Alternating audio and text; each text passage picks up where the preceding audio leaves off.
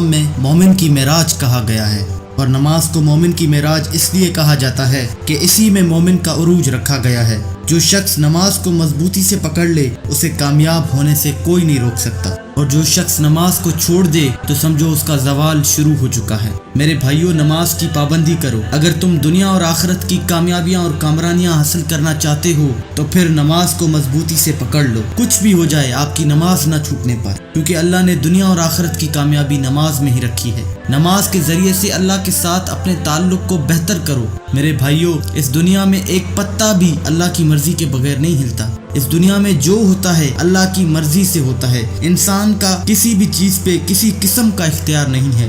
انسان کسی چیز کو حاصل کرنے کے لیے کتنی بھی محنت کیوں نہ کر لے، کامیابی اللہ نے اپنے ہاتھ میں ہی رکھی ہے۔ تو میرے بھائیوں، جب ہم جانتے ہیں کہ اللہ کی مرضی کے بغیر کچھ بھی نہیں ہو سکتا، جب ہم جانتے ہیں کہ اللہ کی مرضی کے بغیر کسی بھی محاذ پر کامیابی ممکن نہیں ہے، چاہے وہ دنیا کا محاذ ہو یا پھر آخرت کا، تو پھر کیا ہمیں اپنے رب کے ساتھ اپنے تعلق کو مضبوط نہیں کرنا چاہیے؟ اگر ہم اپنی مشکلات کا حل چاہتے ہیں تو کیا وہ اللہ کی رضا کے بغیر ممکن ہے؟ نہیں ہے میرے بھائیوں۔ جب تک ہم اللہ کے ساتھ اپنا تعلق نہیں بنائیں گے، یوں ہی بھٹکتے رہیں گے، کامیابی کے پیچھے بھاگتے رہیں گے، لیکن کامیابی ہمارے ہاتھ نہیں آئے گی۔ اور میرے بھائیوں، نماز کو صرف ایک فرض کی طرح نہ دیکھو۔ نماز تو اللہ کے ساتھ ملاقات کا ایک موقع ہے۔ جب انسان کسی کے ساتھ محبت کرتا ہے تو وہ کیسے اس سے ملنے کے لیے تڑپتا ہے، اس کے ساتھ ملاقات کے لیے بے چین ہوتا ہے۔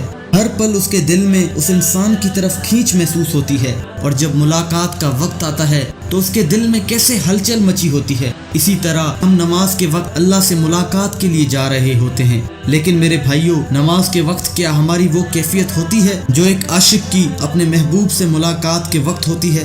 یہ سوال ہمیں خود سے پوچھنا چاہیے۔ ہم اپنے رب سے محبت کا دعویٰ تو کرتے ہیں، لیکن کیا ہمارا دل بھی رب سے ملاقات کی شوق میں مچلتا ہے؟ کیا ہمارے اندر اپنے رب سے ملاقات کی تڑپ موجود ہے؟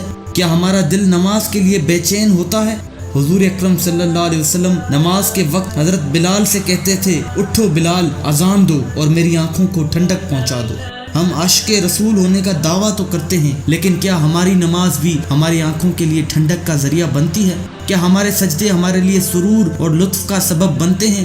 یہ سوال ہمیں خود سے پوچھنا چاہیے، اور اگر ان سوالوں کا جواب نہ میں ہو تو اس کا مطلب ہمارا اللہ اور اس کے رسول کے ساتھ تعلق کمزور ہے، اور اس تعلق کو بہتر بنانے کی ضرورت ہے۔